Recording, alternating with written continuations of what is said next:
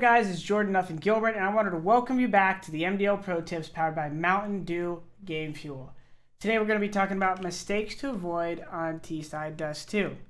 Now, the interesting thing about this one for me is that this is one of the most commonly played maps across the whole CS franchise dating back to when the game was released, and so there's not always a lot to talk about in terms of new developments. But as usual with this series, I like to talk about the basics that I want to see people avoid, and just kind of some key highlights in each part of the map. So as I said, we're starting with the T side. First up is long A. So first things first.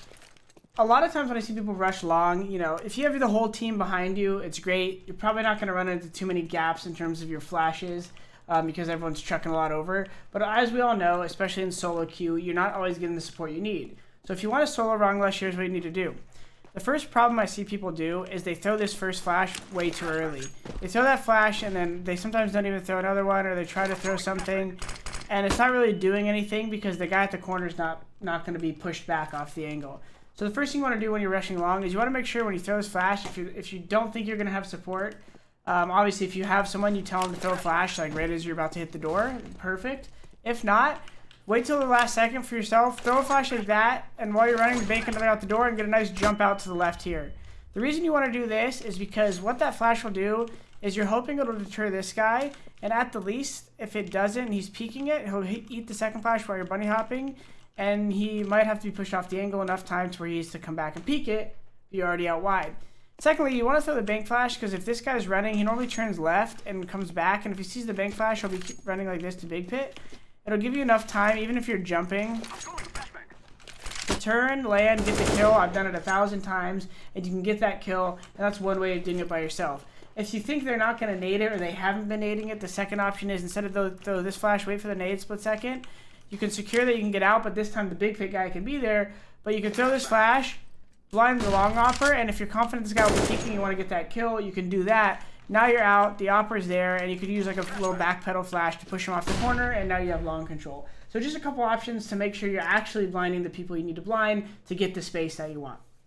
Next up, how many times have you crossed long A in your life? Probably 1,000 if you played this game for a decent bit of time, right? But how many times do you see people miss a cross smoke, all right? Now, I might even miss it showing you an example right now, but one thing I want to go over is what smoke you should throw, again, if you're by yourself. Obviously, if you have two smokes, well, even then, some people mess it up. But you want to obviously cover both, right?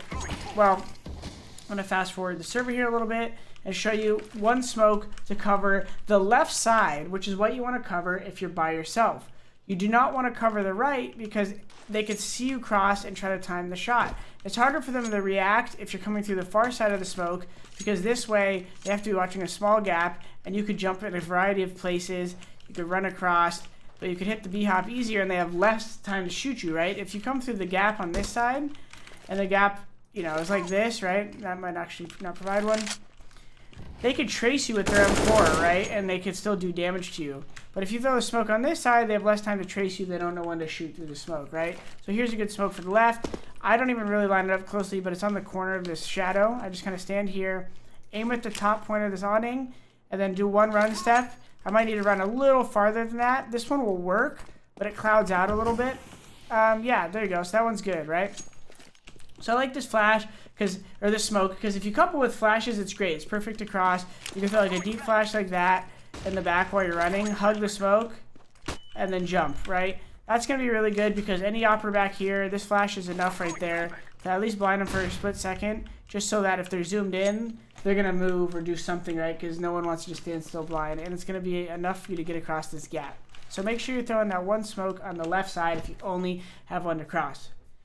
Last problem I see at A. When you're crossing, like we just talked about, a lot of people just throw the worst flashes. They either try to throw flashes like this, which can be good in some situations. If you know you're beating the rotators and they're running up the ramp, throwing one of those flashes is great because it's going to just push this guy into the corner and he can't run through the smoke, which is one of the more dangerous things, right? You don't want a guy just charging through the smoke backwards with his teammates' flashes.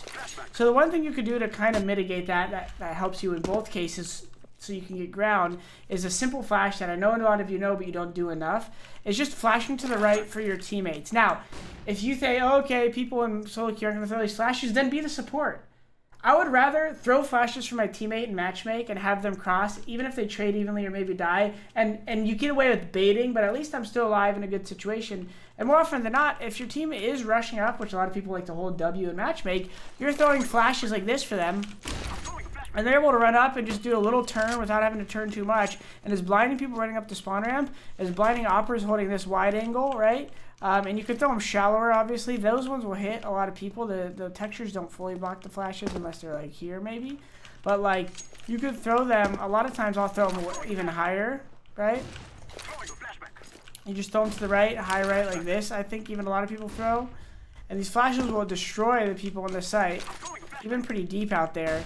And they hit them just enough to push them off, right? When they start hitting these flashes, it pushes them off. So be throwing these flashes if you're not the first guy. And if you are the first guy and you know there's no one right here, a lot of times if you somehow still have your flashes, you wouldn't be the flashes if you're the first guy along. But say you're a third guy along and your team is just lollygagging right here. Throw one deep like this, and then like double click one and just throw it like that and just keep charging, have that smoke going, jump across, and this is a good chance to get into fights however you want to enter by yourself. All right, next up, mid. Guys, mid and catwalk control is like the whole pivot of T side, right? You need catwalk control. I could probably make a separate video off of the ways to take catwalk and the implications of catwalk control.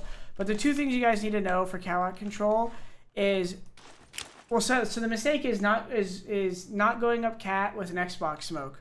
So this is the Xbox smoke, 128 tick, corner to that corner, jump throw, right? Now with 64 tick, you aim a little lower or higher. You can find out really quick by practicing in your own server. But throwing that smoke is the easiest way to just make sure you can get up cat. And if you don't have that smoke, please, for the love of myself, don't throw one flash like that and just try to run up cat, because he's just going to get him blind. And obviously don't peek and throw a flash like this. Make sure you're throwing, if you're going to go up cat by yourself and you have two flashes, you throw them like this. You throw one off the wall, and then right when it pops, you're fast running, and you throw the other one, kind of take a little left route like that. Because what happens is if you throw one flash and he sees it coming, he might get unblind and then hold this angle. So you want the second one to come fast, and you don't want him to be able to re-peek in case, like, say you throw this flash and he was peeking like this, he's going to see it coming and pre-dodge it, and he could already be here again. So that's why when you throw two flashes, and make sure you're going like this, right when it pops, you go left, don't peek before it pops, and you throw that and you jump like this, all right? Last thing for catwalk, guys, since there's so much to talk about in catwalk, keeping it simple for this video, knowing a good setup smoke. So a good setup smoke is this right here, this smoke. A lot of people throw it on the fly like this, which can work. What you want to do is middle of this door, top of this window, right there, throw that smoke. And when we talk about flashes, first of all, the smoke is good because you have the one way right here, and then they don't know if you're using it, so it's going to force them to respect this angle. It's hard for them to see it one way. And then it gives you a variety of options to play off the edges or to jump through it and go spawn, etc. A couple good flashes to know from this, or at least one. Want to make sure you're running off cat. You're not just throwing like flashes like this. First of all, it's easy for the operator to dodge. Second of all, if you want to throw a shallow flash, make sure it's at the corner. You want it to land, like I just did that on the fly, but you want it to land not far past the corner, a little bit further than that, so that the opera can't react. Second of all, a good flash right here is you just duck at this box, find the smoke, and aim right to the left of this at the top. No, not that one. Oops. Wrong box. At the top of this. And throw it like that. That flash is really good because it lands below the railing, and your team can start running with it. So what happens is the flash is up. This is how you're. This is the new age meta of actually getting a lot of frags in matchmake. You could throw all these nades for your teammates, right? Hopefully someone can throw an Xbox smoke for you even if they throw it for lower. But if you have these smokes and flashes, what's going to happen is instead of getting the kills that are entries, you're going to be locking down the round for your team. So throw this smoke, you're set up, whatever. Your team all gets like 1, 2, 3 right here. They're kind of creeping out. You say, all right, someone throw a high flash. And right when they throw the high flash, boom, the flash goes off. Even if you're blind, you have this one line up and you throw that one. This guy who gets blind, first he's going to be holding here. He'll get blind for the high flash, fall, and then your flash is going to blind him and it'll allow your teammates to cross. All right? Last but not least, Russian B, Sika, yeah, whatever that saying is. So Russian B, two things I want to talk about really quick after I take this sip of water. Rushing and pathing, all right? In terms of rushing B, the two key things I want to talk about are rushing and pathing. So rushing, first of all, with flashes.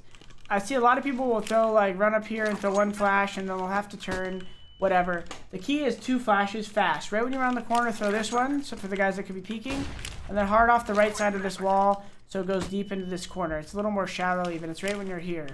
So you throw the first one here, and the second one like that.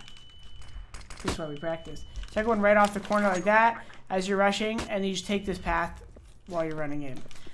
If you're entering by yourself and you're going slow, this is where we talk about pathing.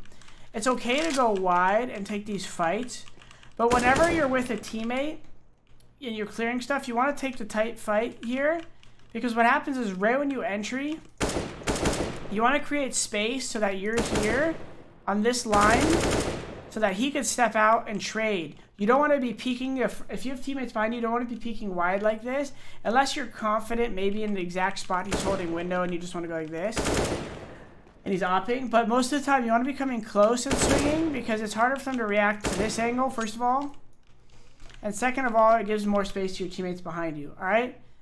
Whether you're going slow or fast, you could deduce if you're by yourself, but you want to be creating space for the people behind you when you're entering the site. All right, guys, that's a quick mistakes to avoid on T-side DUST2. If you have any questions, feel free to ask in the comments, and I'd be happy to ask. I'll see you guys in the next video, and thank you for watching.